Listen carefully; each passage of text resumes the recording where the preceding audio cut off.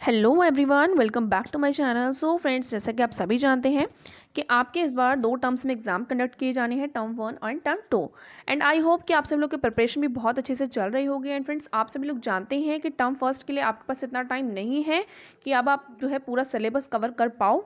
ठीक है, तो आप जो है आप सभी की रिक्वेस्ट पर मैं आपके साथ क्विक रिवीजन नोट शेयर करने वाली हूँ, जिसमें आप सभी लोग जो है बहुत कम टाइम में प्रिपरेशन कर सकते हो। ठीक है, जो कि आपके टर्म 1 के एग्जाम जो है उससे रिलेटेड ही होंगे सारे चैप्टर्स। ठीक है, कुछ एक्स्ट्रा इसमें आपको नहीं बताया जाएगा। ठीक है, जो आपके टर्म फर्स्ट में जो इंपॉर्टेंट टॉपिक्स हैं और जो आपके इस बार टर्म 1 का जो सिलेबस है उसके अकॉर्डिंग हम क्विक रिवीजन नोट्स आपके लिए लेकर आए हैं। सो फ्रेंड्स, इस वीडियो में एंड तक बने रहिएगा। तो चलिए शुरुआत करते हैं। इसमें हम आज के इस वीडियो में स्टार्ट करने वाले हैं क्लास 11th का, जिन बच्चों ने इस बार क्लास 11th में साइंस स्ट्रीम सेलेक्ट की है। ओके, जो बच्चे साइंस स्ट्रीम से हैं तो उसमें से हम बायोलॉजी सब्जेक्ट से पहले स्टार्ट कर रहे हैं। जल्द ही आपको और भी सब्जेक्ट्स के वीडियोस मिल जाएंगे। तो बायोलॉजी सब्जेक्ट्स का चैप्टर नंबर 1 हम स्टार्ट करने वाले हैं, द लिविंग वर्ल्ड। ओके, सो इस वीडियो को लाइक कर दीजिएगा ताकि आगे भी आपको ऐसे ही चैप्टर्स जो है 1 बाय 1 में प्रोवाइड कर पाऊँ। ओके, सो चलिए स्टार्ट करते हैं। The living world. ओके, इस चैप्टर का नाम है द लिविंग वर्ल्ड। इस चैप्टर नंबर 1 के हम क्विक रिवीजन करने वाले हैं। ठीक है, ताकि आप बहुत ही कम टाइम में पूरा चैप्टर एक बार समराइज कर सको। ओके, एंड साथ ही साथ आप जब इस चैप्टर को पूरा कवर अप कर लोगे, आपके साथ इस चैप्टर से रिलेटेड एमसीक्यूज भी प्रोवाइड किए जाएंगे, क्योंकि इस बार जो आपका एग्जामिनेशन होंगे उसमें आपके एमसीक्यू बेस्ड पेपर ही होगा। ओके, सो चलिए स्टार्ट करते हैं। तो चैप्टर का नेम है द लिविंग वर्ल्ड। ओके, तो इसमें सबसे पहले हम जो है एक वर्ड है लिविंग। तो लिविंग का एग्जैक्टली क्या मीनिंग होता है, इसी के बारे में इस चैप्टर में हम पूरा डिस्कस करेंगे। तो चलिए स्टार्ट करते हैं। यहाँ से सबसे पहले लिखा है कि biology is the science which deals with the study of living organisms and their life processes. ठीक है, the term biology was first introduce by G R. Treviranus and Jean Baptiste de Lamarck. Okay, तो biology क्या है? ये एक तरीके की science होती है जो कि किससे स्टडी करते हैं। बायोलॉजी में हम किस चीज़ों की स्टडी करते हैं? लिविंग ऑर्गेनिज्म की स्टडी करते हैं और उनके लाइफ प्रोसेसेस की स्टडी करते हैं। ठीक है, तो जो बायोलॉजी वर्ड है ये आपका सबसे पहले किसने इंट्रोड्यूस किया था? जी.आर. ट्रेविरस ने। ओके, और जीन बाप्टिस्टे डी लेमार्क ने 1802 में इसको डिस्कवर किया था। ओके, तो आप सभी लोग समझ गए हैं कि बायोलॉजी क्या होता है, जो कि आपका स्टडी करता है लिविंग ऑर्गेनिजम्स का, और साथ ही साथ लाइफ प्रोसेसेस जो होते हैं लिविंग ऑर्गेनिजम्स के, उसके बारे में बायोलॉजी में स्टडी की जाती है। ठीक है, तो यहाँ पर अब दूसरा आपका एक है living. So what is living? तो यहाँ पर टॉपिक है नेक्स्ट आपका व्हाट इज लिविंग। तो यहाँ पर आप सभी लोग जो है लिविंग वर्ड से समझ के होंगे। ठीक है, तो कोई भी आपकी थिंग है वो अगर लिविंग है या फिर नॉन लिविंग है, तो कुछ कैरेक्टर्स होते हैं वो जो उसके लिविंग को डिफाइन करते हैं। ओके, कुछ कैरेक्टर्स जो होते हैं उनको देखकर ही आप लोग बता पाओगे कि वो लिविंग है या फिर नहीं है। ठीक है, तो अगर देखिए हम इनमें से अगर एक भी कैरेक्टर मिसिंग होगा that means it is not living. तो यहाँ पर देखिए लिविंग ऑर्गेनिजम्स जो है वो कुछ की कैरेक्टरिस्टिक्स शो करते हैं जो कि उसे लिविंग नॉन लिविंग थिंग से अलग बनाते हैं। तो पहला कैरेक्टर होता है, मतलब जो लिविंग होते हैं वो कुछ ऐसे कैरेक्टर शो करते हैं जो कि नॉन लिविंग से बिल्कुल डिफरेंट होते हैं। तो यहाँ पर जो पहला कैरेक्टर है वो है आपका ग्रोथ। ओके, अब देखिए पहला कैरेक्टर है आपका ग्रोथ। अब कोई चीज़ अगर ग्रोथ कर रही है, ठीक है, तो इसका मतलब ये नहीं है कि वो लिविंग है। ओके, मतलब ग्रोथ होना लिविंग माना जाएगा, बट सभी चीज़ें जैसे कुछ चीज़ें हैं नॉन लिविंग होती हैं वो भी ग्रोथ करती हैं। ओके, तो एक सिर्फ एक की कैरेक्टर से हम नहीं बता सकते हैं कि वो लिविंग है या फिर नॉन लिविंग है। तो कुछ की कैरेक्टर्स जो हैं उनको आपने स्टडी करना है, उसी के बेसिस पर आप किसी भी चीज़ को स्पेसिफाई कर सकते हो कि वो लिविंग है या फिर नॉन लिविंग है। तो यहाँ पर सबसे पहला कैरेक्टर आप सभी लोग देख ही रहे हैं कि ग्रोथ है। तो ग्रोथ एग्जैक्टली क्या होता है? Growth is shown by living organisms by an increase in mass and increase in number of individuals. A multi cellular organisms grows by cell division. तो क्या है, कोई भी लिविंग ऑर्गेनिजम्स है अगर उसमें उसके मास में इंक्रीज हो रहा है, ठीक है, अगर उसका मास बढ़ रहा है, यानी अगर उसके इंडिविजुअल्स भी इंक्रीज हो रहे हैं, इट मीन्स कि अगर जो उसके सेल हैं वो बढ़ रहे हैं, तो वो क्या बन जाएगा? मल्टी सेलुलर ऑर्गेनिजम्स होते हैं वो क्या होते हैं?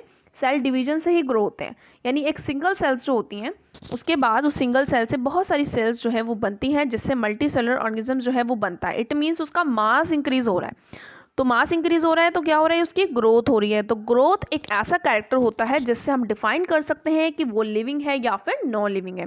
तो जितने भी आपके लिविंग होंगे वो आपके जो है मास में इंक्रीज होना एक उसके लिए बहुत ही ज़्यादा इंपॉर्टेंट कैरेक्टर होगा। तो चलिए दूसरा देखते हैं, रिप्रोडक्शन। तो लिविंग्स जो होते हैं उनके अंदर एक दूसरा कैरेक्टर भी होता है जो है आपका रिप्रोडक्शन। ठीक है, ये भी एक की कैरेक्टर है जिससे आप लोग स्पेसिफाई कर सकते हो कि वो नॉन लिविंग से क्यों अलग होता है, क्योंकि जितने भी नॉन लिविंग होते हैं वो रिप्रोडक्शन नहीं करते हैं, लिविंग में ही एक कैरेक्टर होता है कि वो रिप्रोडक्शन कर सकता है। ओके, रिप्रोडक्शन क्या होता है एग्जैक्टली? तो reproduction is the process of producing offspring possessing features similar to those of their parents. It takes place by sexual or asexual mode. तो रिप्रोडक्शन क्या होता है? एक ऐसा प्रोसेस होता है जिसमें क्या होता है, जो पेरेंट्स होते हैं वो अपने ऑफस्प्रिंग्स को प्रोड्यूस करते हैं। ठीक है, पेरेंट्स से क्या होता है, उनके ऑफस्प्रिंग्स बनते हैं। ठीक है, तो दो तरीके से हो सकता है, ये सेक्सुअल भी हो सकता है और असेक्सुअल भी हो सकता है। ठीक है, दो मोड्स में रिप्रोडक्शन होता है, सेक्सुअल और असेक्सुअल। ओके, नेक्स्ट आपका जो की कैरेक्टर है वो है आपका metabolism. So what is metabolism?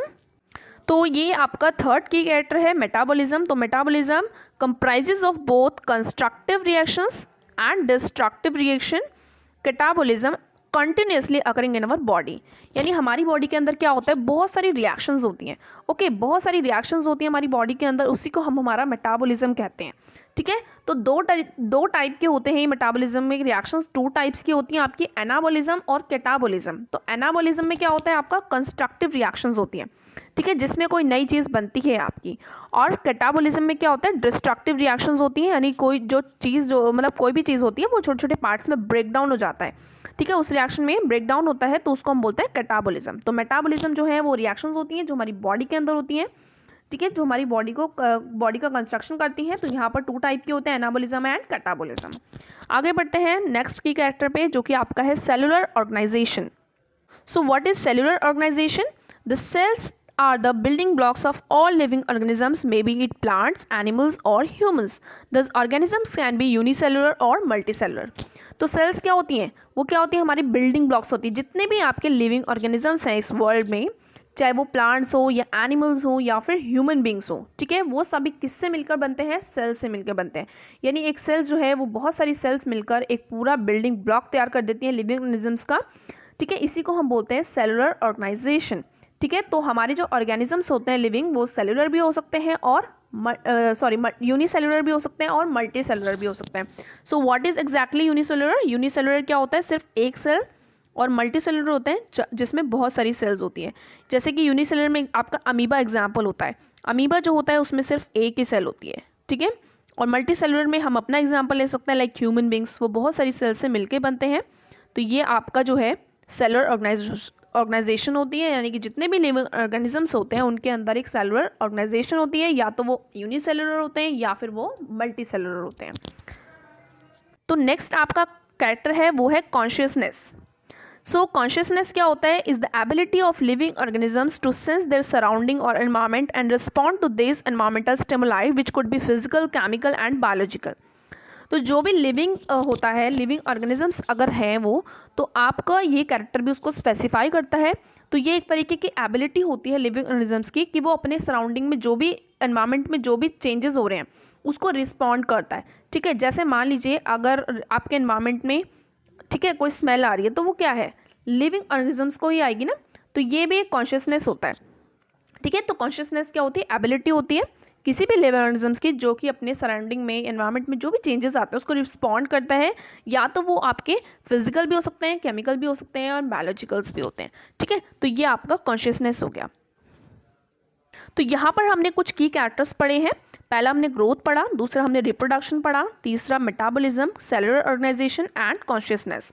तो ये कुछ ऐसे 5 कैरेक्टर हमने पढ़े हैं जिससे हम डिफाइन कर सकते हैं कि कोई भी जो ऑर्गेनिज्म है, ठीक है, कोई भी लिविंग ऑर्गेनिज्म जो है वो नॉन लिविंग से कैसे डिफरेंट होता है। ठीक है, क्योंकि जो भी हमने कैरेक्टर पढ़े हैं वो नॉन लिविंग्स में शो नहीं होते हैं। ओके, आगे बढ़ते हैं नेक्स्ट टॉपिक की तरफ।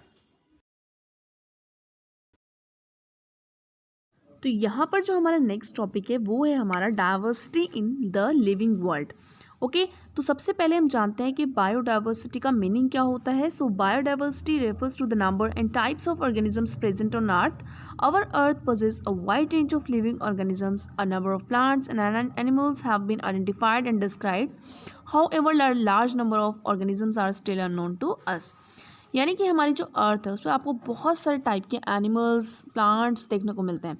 ठीक है, तो बायोडाइवर्सिटी का मीनिंग क्या होता है, वो जितने भी आपके लिविंग ऑर्गेनिजम्स हैं, प्लांट्स हैं, एनिमल्स हैं, उनके नंबर को और उनके टाइप, जो भी आपके ऑर्गेनिजम्स प्रेजेंट है अर्थ पे, उसी को हम कहते हैं बायोडाइवर्सिटी। तो हमारी अर्थ पे तो बहुत सारे आपको लिविंग ऑर्गेनिजम्स देखने को मिलते हैं। तो उसमें आपको बहुत सारे टाइप के प्लांट्स देखने को मिलते हैं, बहुत सारे टाइप के एनिमल्स देखने को मिलते हैं, उसी को हम कहते हैं हमारी बायोडाइवर्सिटी। ठीक है, तो इसके अलावा बहुत सारे ऐसे आपके लिविंग ऑर्गेनिजम्स हैं जो अभी भी हमारे लिए अननोन है। ठीक है, तो इस टाइप से हम देख सकते हैं कि हमारी जो अर्थ है वो एक बहुत ही ज़्यादा, उस पर बहुत टाइप के प्लांट्स और एनिमल्स देखने को मिलते हैं, इसीलिए हम उसको क्या बोलते हैं, बायोडाइवर्सिटी बोलते हैं। ओके, तो यहाँ पर a rich diversity among organisms और biodiversity in terms of size, color, habitat, physiological and morphological features can be observed on Earth. Therefore, it is necessary to standardize the method to identify and classify them on the basis of their defining characteristics. It means कि हमारी जो अर्थ है उसमें बहुत सारे type की आपको diversity देखने को मिलती है। ठीक है, ऑर्गेनिजम्स के बीच में, यानी कि बहुत सारे टाइप के आपको ऑर्गेनिजम्स देखने को मिलते हैं। ठीक है, वो साइज़ के बेसिस पे डिफरेंट हो सकते हैं, कलर के बेसिस पे, हैबिटेट के बेसिस पे, तो बहुत सारे बेसिस पे उनके बीच में क्या रहता है, डिफरेंस रहता है। ठीक है, तो इसी वजह से हमें क्या करना पड़ता है, ऐसे कुछ मेथड्स हैं जो क्या करते हैं, उसको स्टैंडर्डाइज करके, यानी कि उन ऑर्गेनिजम्स को आइडेंटिफाई किया जाता है, उसके बाद उनको क्लासीफाई किया जाता है। ठीक है, उनके जो भी कैरेक्टर्स होते हैं जो उनको एक दूसरे से अलग बनाते हैं, उन कैरेक्टर के बेसिस पर क्या किया जाता है, जितने भी लिविंग ऑर्गेनिजम्स हैं उनको क्लासीफाई किया जाता है। ओके, तो कुछ रूल्स हैं और कुछ प्रिंसिपल्स हैं जिसके बेसिस पर हम क्या करते हैं, क्लासिफिकेशन करते हैं। ठीक है, यानी कि हम क्या करते हैं, उनके कैरेक्टर्स के बेसिस पे उनको अलग अलग ग्रुप्स में जो है डिवाइड कर देते हैं, जिससे हमें उनमें स्टडी करने में ईजी हो जाता है। ओके, तो यहाँ पर आप सभी लोग देख सकते हो कि कुछ रूल्स हैं, कुछ प्रिंसिपल हैं, वो बनाए गए हैं, जिसके बेसिस पर हम क्या करते हैं, इतने सारे जो आपको लिविंग ऑर्गेनिजम्स हमारी अर्थ पे देखने को मिलते हैं, तो हम क्या करते हैं, इन्हीं बेसिस पर क्या है, उनको क्लासीफाई करते हैं। ठीक है, तो कुछ रूल्स और प्रिंसिपल बनाए गए हैं, किस लिए बनाए गए हैं, वो उनके आइडेंटिफिकेशन करने के लिए, यानी कि बहुत सारे टाइप के आपको ऑर्गेनिजम्स अपनी अर्थ पर देखने को मिलते हैं, तो उनको अलग अलग आइडेंटिफिकेशन के लिए ही हम क्या करते हैं, उनको क्लासीफाई करते हैं। नॉमेनक्लेचर होता है जिसमें हम क्या करते हैं, उस ऑर्गेनिजम्स का एक स्पेसिफिक नेम देते हैं। ठीक है, क्योंकि आप जब नॉर्मली क्या होता है कि हर एक जगह पे एक जो कोई भी आपका पर्टिकुलर कोई ऑर्गेनिजम्स है उसका नेम हर जगह पे अलग अलग होता है। ठीक है, तो उसको एक पर्टिकुलर नॉमेनक्लेचर दिया जाता है जो कि आपकी पूरी अर्थ पर एक ही नाम से फिर उसको समझ लिया जाता है। ठीक है, ईजिली। ठीक है, तो जैसे कि आप सभी जानते हो मैंगो है, आम होता है। ठीक है, तो मैंगो जो है वो यहाँ पर आपको देखने को मिलता है कि कई लोग इंग्लिश में मैंगो बोलते हैं, हिंदी में आम बोलते हैं। ठीक है, तो इस तरीके से आपकी जो मैंगो है उसके बहुत सारे नेम होते हैं। ठीक है, तो आपको क्या है, किसी अलग दूसरे प्लेस पे अगर आप जा रहे हो, ठीक है, तो आपको वहाँ पे अगर आप मैंगो बोलते हो तो वहाँ पे अगर वो मैंगो जो है वो नहीं समझ पाएंगे, क्योंकि वहाँ के जो लोग होते हैं उनको अलग नेम से उसको बोला जाता है मैंगो को। ठीक है, तो एक साइंटिफिक नेम दिया जाता है नॉमेनक्लेचर में, जैसे मैग्नीफेरा इंडिका। ठीक है, मैंगो को नाम दे दिया जाता है मैग्नीफेरा इंडिका। तो ये जो नाम है मैग्नीफेरा इंडिका, ये जो है पूरे फिर अर्थ पर वैलिड माना जाता है। ओके, यानी इस नाम से अगर आप मैग्नीफेरा इंडिका बोलते हो तो ईजिली सब हर कोई जो है इसको समझ जाता है कि हाँ यहाँ पर मैंगो की बात की जा रही है।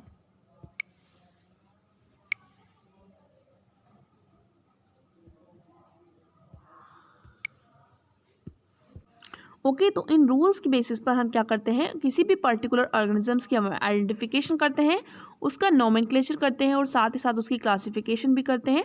ठीक है, जिससे क्या रहता है, ईजी हो जाता है आपको किसी भी पर्टिकुलर ऑर्गेनिजम्स की, यानी आप अगर स्टडी करना चाहते हो तो क्लासिफिकेशन की हेल्प से, आइडेंटिफिकेशन और नोमेनक्लेचर की हेल्प से आप इजीली उसकी स्टडी भी कर पाते हो।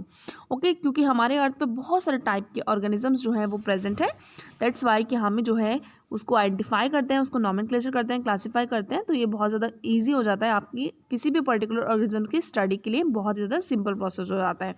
तो सबसे पहले मैंने आपको बताया है कि 3 चीज़ें होती हैं।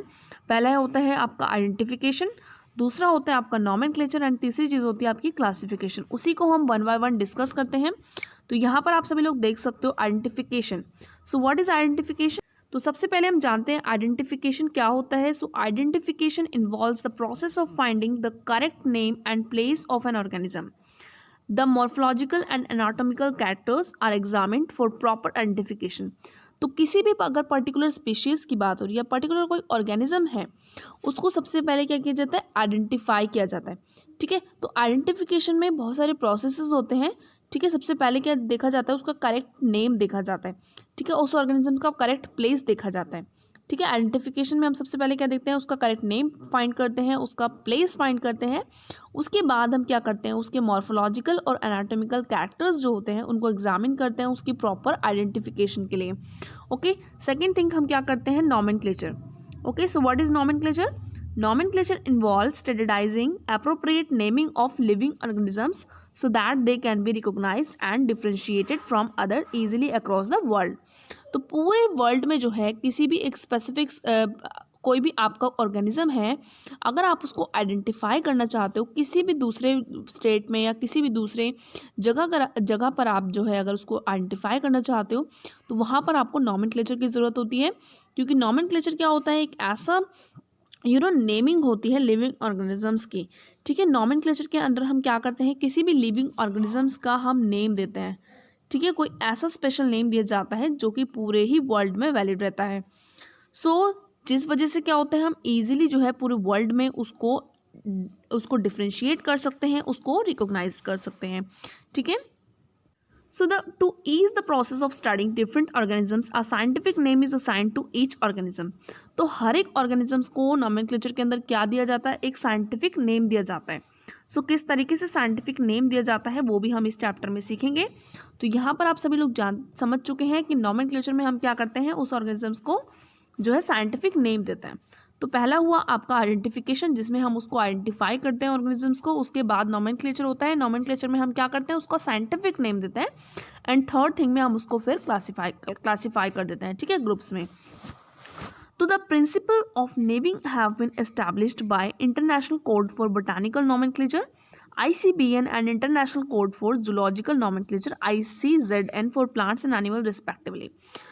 ये जो नेमिंग है ये किसके प्रिंसिपल्स पे दी जाती है, तो यहाँ पर जो आपके इस्टेब्लिश किए गए हैं बहुत, जैसे international code for botanical nomenclature है। ठीक है, ICBN है जो कि आपके प्लांट्स की नॉमेनक्लेचर के लिए यूज़ किया जाता है। ठीक है, यहाँ पर कुछ प्रिंसिपल्स बनाए गए हैं जो कि जितने भी प्लांट्स हैं उसका नॉमेनक्लेचर किया जाता है, यानी कि उसको साइंटिफिक नेम दिया जाता है प्लांट्स को। ठीक है, international code for zoological nomenclature में क्या है, जितने भी आपके लिविंग ऑर्गेनिजम्स हैं, ठीक है, एनिमल्स वगैरह हैं, उनका नॉमेनक्लेचर किस में किया जाता है, international code for zoological nomenclature. तो यहाँ पर आप सभी लोगों के लिए इंपॉर्टेंट चीज़ ये है कि ICBN की फुल फॉर्म क्या है और ICZN की फुल फॉर्म क्या है। ये बहुत ज़्यादा इंपॉर्टेंट क्वेश्चन है जो काफ़ी बार एग्जाम में पूछा भी जाता है कि ICBN की आपको फुल फॉर्म लिखनी होती है और ICZN की आपको फुल फॉर्म लिखनी होती है। तो आप सभी लोग समझ चुके होंगे। चलिए देखते हैं आगे। Organisms are identify on the basis their resemblance and distinct differences from others, they are assigned a correct scientific biological name. तो ऑर्गेनिजम्स को हम सबसे पहले क्या करते हैं, आइडेंटिफाई करते हैं उनके रिजेम्बलेंस के बेसिस पर। ठीक है, दूसरे ऑर्गेनिजम्स में हम उसके डिफरेंसेस देखते हैं, उसी के बेसिस पर हम उसको क्या करते हैं, आइडेंटिफाई करते हैं। ठीक है, उसके बाद हम क्या करते हैं, उसको एक करेक्ट साइंटिफिक या फिर बायोलॉजिकल नेम बोला जाता है। साइंटिफिक नेम या फिर बायोलॉजिकल नेम दोनों सेम ही चीज़ है। तो उसके बाद हम क्या करते हैं, उसको साइंटिफिक नेम देते हैं। तो साइंटिफिक नेम जो है उसको हम बोलते हैं बायनोमियल सिस्टम ऑफ नॉमेनक्लेचर। तो बायनोमियल सिस्टम ऑफ नॉमेनक्लेचर क्या होता है, जिसमें हम क्या करते हैं, किसी भी आपकी स्पीशीज़ है उसको नेम दिया जाता है। ठीक है, उसका नॉमेनक्लेचर किया जाता है। तो इसको डिस्कवर किसने किया था, कैरोलस लिन्नेयस ने। ठीक है, ये भी बहुत इंपॉर्टेंट क्वेश्चन है आपका कि कैरोलस लिन्नेयस ने किस चीज़ की डिस्कवरी की थी, उन्होंने बायनोमियल सिस्टम ऑफ नॉमेनक्लेचर को डिस्कवर किया था। ठीक है, बायनोमियल सिस्टम ऑफ नॉमेनक्लेचर को डेवलप किसने किया था, कैरोलस लिन्नेयस ने 1751 में। And was published in his book species plantarum. और उन्होंने ये कहाँ पर पब्लिश किया था, स्पीशीज प्लांटेरम, उनकी एक बुक है 1753 में ये बुक जो है पब्लिश की गई थी। उस बुक का नाम भी आप सभी लोगों को पता होना चाहिए, species plantarum. As per this system a biological name comprises of 2 word, namely generic name and the specific epithet. तो इसमें क्या होता है, इसमें आपका जो होता है कोई भी ऑर्गेनिजम्स होता है उसको एक बायोलॉजिकल नेम दिया जाता है। तो इस बायोलॉजिकल नेम में 2 वर्ड होते हैं। ठीक है, आप सभी लोग को ध्यान से सुनना है कि हम किसी भी ऑर्गेनिजम्स का नॉमेनक्लेचर कैसे करते हैं, यानी कि उसको साइंटिफिक नेम कैसे देते हैं। तो यहाँ पर आप सभी लोगों को समझने वाली बात यह है कि उसमें आपके बायोलॉजिकल नेम में 2 वर्ड्स होते हैं। ठीक है, 2 वर्ड्स होते हैं आपके, जैसे मैंने आपको मैंगो का एग्जाम्पल बताया था, मैग्नीफेरा इंडिका। तो इसमें क्या होता है कि आपका 2 वर्ड्स कौन कौन से हो गए आपके, फर्स्ट वर्ड हो गया आपका मैग्नीफेरा, दूसरा वर्ड हो गया आपका इंडिका।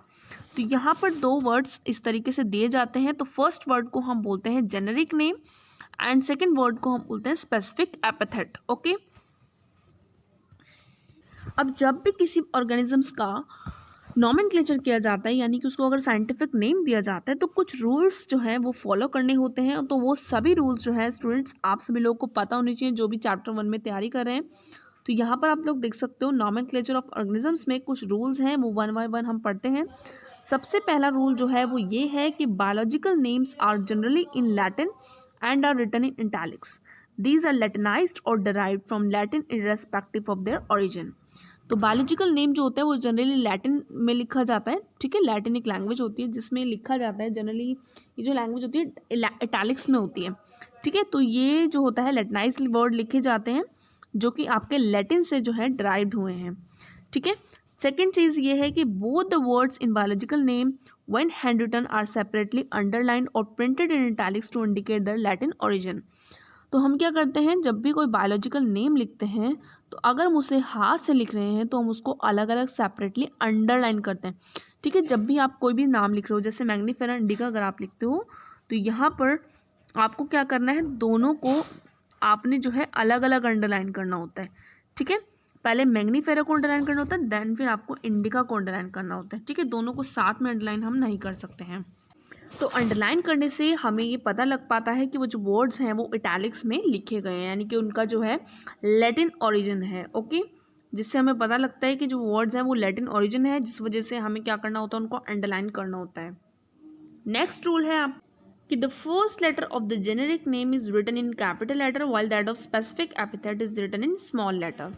यानी कि जो फर्स्ट वर्ड होता है उसको हम कैपिटल लेटर में लिखते हैं, जिसको आप जेनेरिक नेम बोलते हो। मैंने आपको बताया कि जो फर्स्ट होता है वो आपका जेनेरिक नेम होता है, सेकंड आपका स्पेसिफिक एपिथेट होता है। ठीक है, तो यहाँ पर आपका जो होता है सबसे फर्स्ट लेटर आपका कैपिटल होता है, उसके बाद आपका जो है नेक्स्ट आपका जो स्पेसिफिक एपिथेट होता है वो आपका स्मॉल लेटर से लिखा जाता है। तो यहाँ पर मैग्नीफेरा इंडिका में जो मैग्नीफेरा है वो आपका जेनेरिक नेम है, तो दैट्स वाई कि वो आपका कैपिटल लेटर से स्टार्ट हुआ है, और इंडिका में जो आई है वो आपका स्मॉल लेटर से स्टार्ट हुआ है, क्योंकि वो आपका स्पेसिफिक एपिथेट है। तो ये जनरल रूल है जो कि आप सभी लोगों को सभी नेम नॉमेनक्लेचर में फॉलो करना होगा। नेक्स्ट आपका जो रूल है वो है आपका name of the author's appear after the specific epithet at the end of the biological name and is written in the abbreviated form। तो यहाँ पर आप सभी लोग देख सकते हो कि जो भी आपका स्पेसिफिक एपिथेट है उसके बाद आपको उसके ऑथर का नेम लिखना होता है, जिसने उस नेम को डिस्कवर किया होता है। ठीक है, तो आपको एब्रीविएटेड फॉर्म में लिखना है, यानी कि जो भी ऑथर होता है उसका नेम आपको फुल नहीं लिखना होता, जस्ट इन शॉर्ट फॉर्म में आपको नेम लिखना होता है। जैसे कि मैग्नीफेरा इंडिका जो है इस नेम को डिस्कवर किया है लिन्नेयस ने। ठीक है, तो यहाँ पर लिन्नेयस का जो है आपको शॉर्ट फॉर्म में नेम लिखना होगा लिन। ओके, जो कि आपका स्पेसिफिक एपिथेट के एंड में ही आपको लिखना होगा। ठीक है, तो लिन यहाँ पर लिन्नेयस के लिए बोला गया है। तो यहाँ पर हमने जाना, पहली चीज़ हमने आइडेंटिफिकेशन जाना, दूसरी चीज़ हमने जानी नॉमेनक्लेचर। अब हम पढ़ते हैं नेक्स्ट टॉपिक हमारा है क्लासिफिकेशन। सो क्लासिफिकेशन क्या होता है? So what is classification? Classification is the process by which organisms are grouped into convenient categories based on some easily observable characters. The scientific term used for different categories is called taxa. ठीक है, taxa। तो यहाँ पर classification एक type का process होता है जिसमें हम क्या करते हैं, ऑर्गेनिजम्स को ग्रुप करते हैं कैटेगरीज में। ओके, कैटेगरीज में हम उनको ग्रुप करते हैं ताकि हम क्या कर सकें, उनको ऑब्जर्वेबल कैरेक्टर में ईजिली उसको फिर हम आइडेंटिफाई भी कर सकें। ठीक है, तो उनको हम क्या करते हैं, कैरेक्टर के बेसिस पर हम उनको कैटेगराइज करते हैं। तो यहाँ पर जो साइंटिफिक टर्म यूज़ की गई है डिफरेंट कैटेगरीज के लिए, वो साइंटिफिक टर्म है आपकी टाक्सा।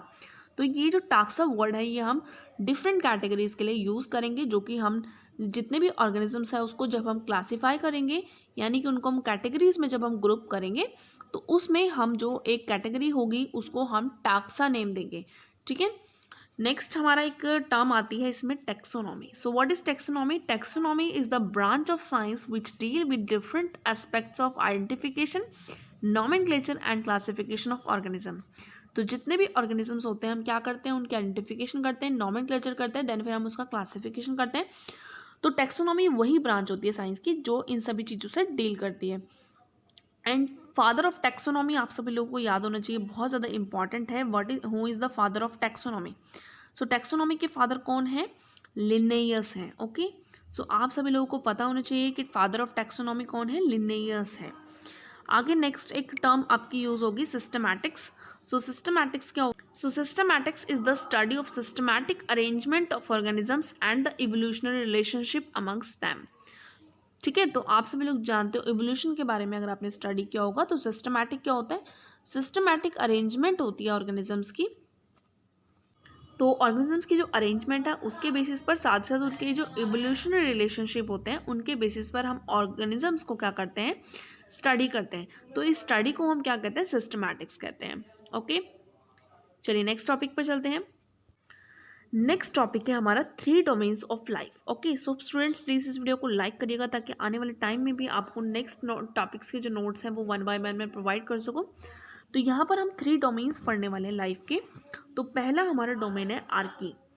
सो आर्की के बारे में हम फर्स्ट टॉपिक पढ़ेंगे। सो आर्की क्या है? Archie domain includes prokaryotic organisms, यानी कि जो आपके ऑर्गेनिजम्स हैं उनको थ्री डोमेन में क्लासीफाई किया गया। पहला है आपका आर्की। सो आर्की जो डोमेन है उसके अंदर जितने भी आपके प्रोकैरियोटिक ऑर्गेनिजम्स होते हैं वो आते हैं। सो प्रोकैरियोटिक ऑर्गेनिजम्स क्या होते हैं? जिनके न्यूक्लियस में न्यूक्लियर मेम्ब्रेन नहीं होती है। ठीक है, उनके जितने भी आपके न्यूक्लियस हैं और जो भी आपकी ऑर्गेनेलीज होती हैं वो ऐसे ही साइटोप्लाज्म के अंदर ही आपकी एम्बेडेड होती है। ओके, इन्हीं को हम बोलते हैं प्रोकैरियोटिक, जिसमें आपका न्यूक्लियस जो है वो न्यूक्लियर मेम्ब्रेन से सराउंड नहीं होता है। तो यहाँ पर उनकी जो सेल मेम्ब्रेन होती है उसमें मोनोलेयर कोर ऑफ लिपिड से मिलकर बनी हुई होती है उनके सेल मेम्ब्रेन, और उसमें अलग डिस्टिंक्ट न्यूक्लियोटाइड्स होते हैं। उनके 16 sRNA होते हैं। ठीक है, इसके अंदर सिंगल, ये जो है सिंगल किंगडम में आते हैं आर्के बैक्टीरिया। ठीक है, इनकी एक सिंगल किंगडम बनाई गई है जिसका नेम रखा गया है आर्के बैक्टीरिया। ठीक है, नेक्स्ट है आपका बैक्टीरिया। तो यहाँ पर आप सभी लोगों को बैक्टीरिया के बारे में जानना है। तो यहाँ पर बैक्टीरिया जो डोमेन होता है दूसरा डोमेन है जिसमें क्या होता है, आपके टिपिकल जितने भी आपके प्रोकैरियोट्स हैं वो आते हैं जिसके अंदर मेम्ब्रेन प्रेजेंट नहीं है। ठीक है, जितनी भी सेल ऑर्गेनीज होती हैं उसके अंदर मेम्ब्रेन कवर प्रेजेंट नहीं होता। Next, this do not have micro chambers for separating various metabolic activities. इसके अंदर कोई भी माइक्रो चैम्बर्स प्रेजेंट भी नहीं होते हैं क्योंकि जितनी भी एक्टिविटीज़ होती हैं वो अलग अलग चैम्बर्स में होती हैं। बट इस डोमेन में क्या रहता है, जितनी भी आपकी मेटाबॉलिक एक्टिविटी होती हैं उसके अंदर माइक्रो चैम्बर्स प्रेजेंट नहीं होते हैं। ठीक है, ये भी सिंगल आपके किंगडम के अंदर आते हैं, उस किंगडम का नाम है यू बैक्टीरिया। नेक्स्ट है आपका यूकैरिया। सो यूकैरिया क्या होते हैं? ये तीसरा डोमेन है आपका। तो जो डोमेन जो आपका यूकैरिया है उसके अंदर सारे यूकैरियोट्स प्रेजेंट होते हैं। ओके, यूकैरिया के अंदर क्या होते हैं? यूकैरियोट्स होते हैं। यूकैरियोट्स क्या होते हैं? जिसके अंदर क्या होते हैं? न्यूक्लियस में न्यूक्लियर मेम्ब्रेन प्रेजेंट होती है। आप जानते हैं ये सेल है आपका, सेल के अंदर क्या होता है? यहाँ पर न्यूक्लियस प्रेजेंट होते हैं। तो यहाँ पर न्यूक्लियस में क्या रहता है? आपका न्यूक्लियर मेम्ब्रेन रहती है। तो यूकैरियोट्स के अंदर क्या होता है? Well developed nuclear membrane present रहती है। बट जितने भी प्रोकैरियोट्स होते हैं उसमें आपका न्यूक्लियर मेम्ब्रेन प्रेजेंट नहीं होती है। ठीक है, तो आप जान ही गए होंगे प्रोकैरियोट्स और यूकैरियोट्स में डिफरेंस क्या होते हैं।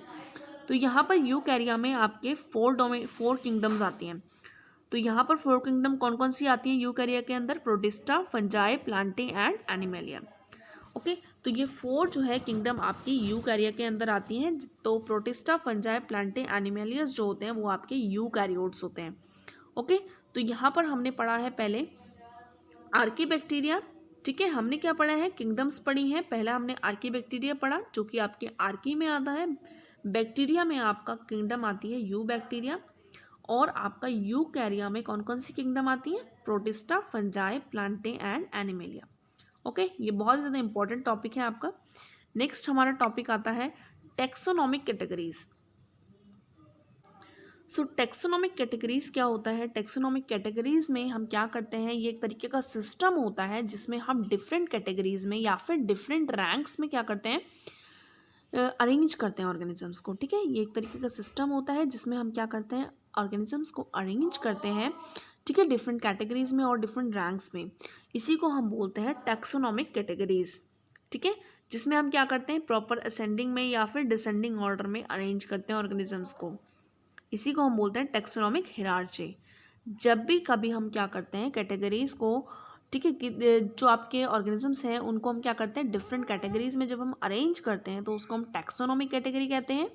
अगर हम उसको प्रॉपर असेंडिंग या डिसेंडिंग ऑर्डर में कैटेगराइज करते हैं तो हम उसे टैक्सोनॉमिक हिरार्ची बोलते हैं, ठीक है। तो every organisms occupy distinct position in a taxonomic hierarchy.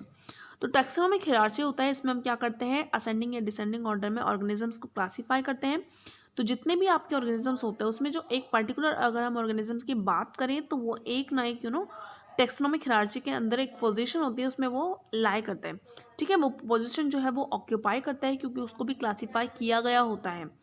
तो उसी को हम बोलते हैं टैक्सोनॉमिक हिरार्ची, ओके, जिसमें हम क्या करते हैं ऑर्गेनिजम्स को क्लासीफाई करते हैं असेंडिंग या डिसेंडिंग ऑर्डर में। तो यहाँ पर जो हर एक कैटेगरी होती है टैक्सोनॉमिक हिरार्ची की, इस एक कैटेगरी को हम क्या बोलते हैं, टैक्सोन बोलते हैं, ठीक है। एक पर्टिकुलर एक कैटेगरी को हम क्या बोलते हैं, टैक्सोन बोलते हैं। तो यहाँ पर जो आपकी टर्म है टैक्सोन, इसको सबसे पहले किसने इंट्रोड्यूस किया था, आईसीबीएन ने। आईसीबीएन आपने ऊपर पढ़ा, international code of botanical nomenclature इसकी फुल फॉर्म होती है। तो आईसीबीएन ने क्या किया था, टैक्सोन वर्ड को सबसे पहले इंट्रोड्यूस किया था। तो कौन से सन में, 1956 में। And it is the basic unit of classification. तो जब भी हम कभी भी किसी भी ऑर्गेनिजम्स को क्लासीफाई करते हैं तो उसकी बेसिक यूनिट क्या होती है, टैक्सोन होती है। तो हमने पढ़ा है टैक्सोनॉमिक हिरार्ची, जिसको सबसे पहले प्रपोज किया था लिन्नेयस ने, ठीक है। इसी वजह से हम इसको क्या दूसरा नाम क्या बोलते हैं टैक्सोनॉमिक हिरार्ची को, लिन्नेयस हिरार्ची। तो लिन्नेयस हिरार्ची से इसलिए बोला जाता है क्योंकि टैक्सोनॉमिक हिरार्ची को सबसे पहले प्रपोज किया था लिन्नेयस ने, इसीलिए इसका नाम जो रखा गया है लिन्नेयस हिरार्ची रखा गया है। So this hierarchy constitute the following components in an ascending order. तो इसमें सबसे पहले हम जानते हैं कि हमने पढ़ा कि जो हिरार्ची होता है उसमें हम क्या करते हैं असेंडिंग ऑर्डर में या फिर डिसेंडिंग ऑर्डर में कैटेगराइज करते हैं। तो यहाँ पर हम सबसे पहले असेंडिंग ऑर्डर में देखते हैं कि कैसे हम कैटेगराइज करते हैं। तो सबसे पहले आपकी आती है, अगर हम असेंडिंग ऑर्डर की बात करें तो सबसे पहले आपका आता है स्पीशीज़। तो स्पीशीज़ जो है वो आपका सबसे स्मॉलेस्ट यूनिट होती है टैक्सोनॉमिक हिरार्ची की, जिसमें आपके group of morphologically similar individuals आते हैं।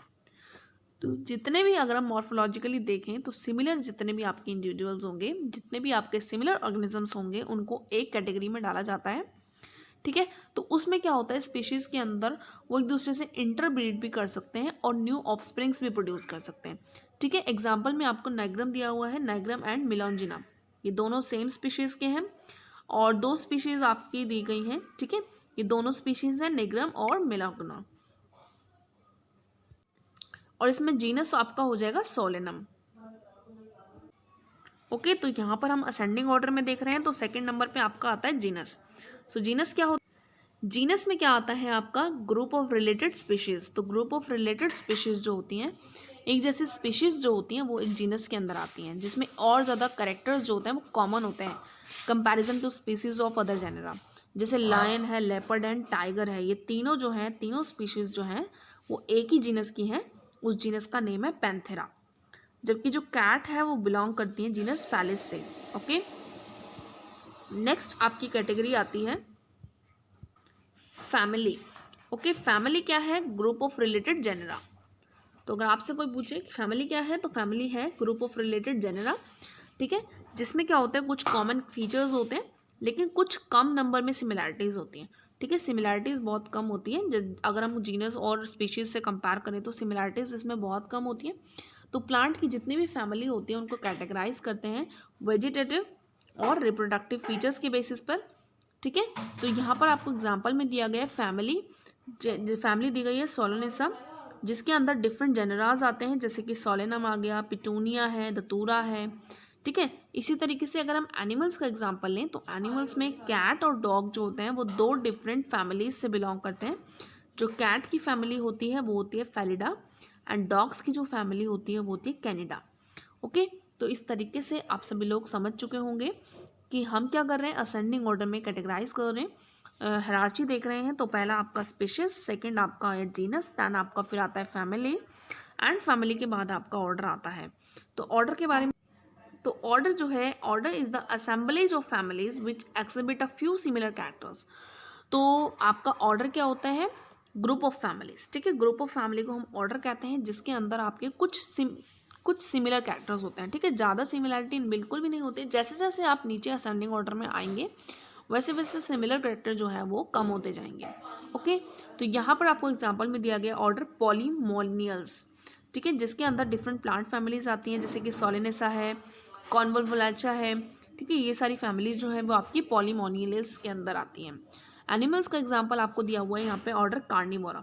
तो कार्निवोरा के अंदर ये एक ऑर्डर है कार्निवोरा जिसके अंदर आपकी कौन कौन सी फैमिली आती है, फेलिडा और कैनिडा। ओके, नेक्स्ट है आपका क्लास। नेक्स्ट हायरार्ची में आप देखेंगे क्लास। क्लास के अंदर क्या होते हैं, एक या एक से ज़्यादा रिलेटेड ऑर्डर्स को हम क्या बोलते हैं, क्लास बोलते हैं। तो एग्जाम्पल में आपका आ जाता है क्लास में मेमेलिया। तो मेमेलिया के अंदर आपका ऑर्डर कौन कौन से ऑर्डर्स आते हैं, प्रीमेटा एंड कार्निवोरा। ओके, नेक्स्ट आपकी जो किंगडम नेक्स्ट आपका होता है फाइलम और डिवीजन। तो फाइलम और डिवीजन जो होता है इसके अंदर आपकी क्लासेस आती हैं, ठीक है। ग्रुप ऑफ क्लासेस को हम क्या बोलते हैं, फाइलम और डिवीजन, जिसमें कुछ फ्यू सिमिलर कैरेक्टर्स होते हैं।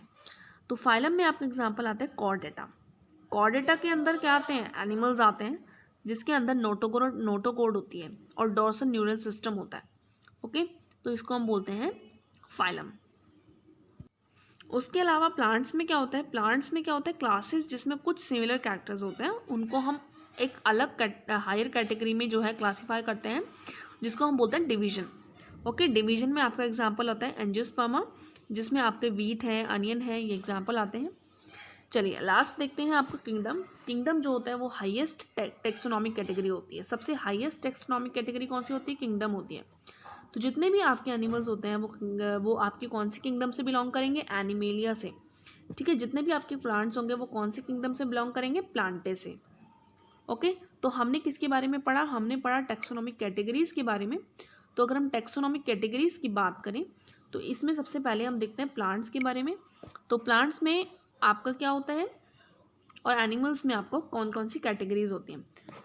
तो यहाँ पर आप सभी लोग देख सकते हो प्लांट्स में कौन कौन सी कैटेगरी आती हैं। सबसे पहले आपका आता है, असेंडिंग ऑर्डर की बात हो रही है तो स्पीसीज आता है, फिर हम उनको जीनस में क्लासीफाई करते हैं, देन फिर फैमिली आता है, फिर ऑर्डर है, क्लास है, डिवीजन है एंड किंगडम है। ओके, एनिमल्स में सेम यही चीज़ होती है, उसमें भी स्पीशीज, देन फिर genus and family, order, class, phylum and kingdom. So difference कहाँ पर है, डिफरेंस यहाँ पर है आपका डिवीजन में, ठीक है। प्लांट्स में हम डिवीजन में क्लासिफिकेशन करते हैं और एनिमल्स में हम फाइलम लेते हैं। ओके, बस यहीं पे डिफरेंस है, बाकी आपको ये टेक्सोनॉमिक हायरार्ची जो है अच्छे से लर्न करनी है। तो ये थी आपकी क्लास 11th की बायोलॉजी सब्जेक्ट से चैप्टर नंबर 1। ओके, इसके हमने क्विक रिवीजन नोट डिस्कस किए जो कि आप सभी लोगों के लिए बहुत ज़्यादा बेनिफिशियल हो सकते हैं। अगर आपको इसका पीडीएफ चाहिए तो आप लोग मुझे कॉन्टैक्ट कर सकते हो। साथ ही साथ मैं आप सभी लोगों को आगे भी ऐसी वीडियो प्रोवाइड करूँगी और हो सके तो मैं इससे भी ज़्यादा अच्छी वीडियोज़ आपको प्रोवाइड करवाऊँगी। लेकिन आप सभी लोगों को क्या करना है, चैनल को लाइक करना है, सब्सक्राइब करना है एंड शेयर करना है, और सबसे इंपॉर्टेंट चीज़ के आपको कमेंट ज़रूर करना है ताकि मुझे जो है और ज़्यादा इम्प्रूव करने का जो है मोटिवेशन मिल सके। तो प्लीज़ जल्दी से मुझे कमेंट करिएगा एंड मिलते हैं नेक्स्ट वीडियो में। तब तक के लिए bye bye, thank you for watching.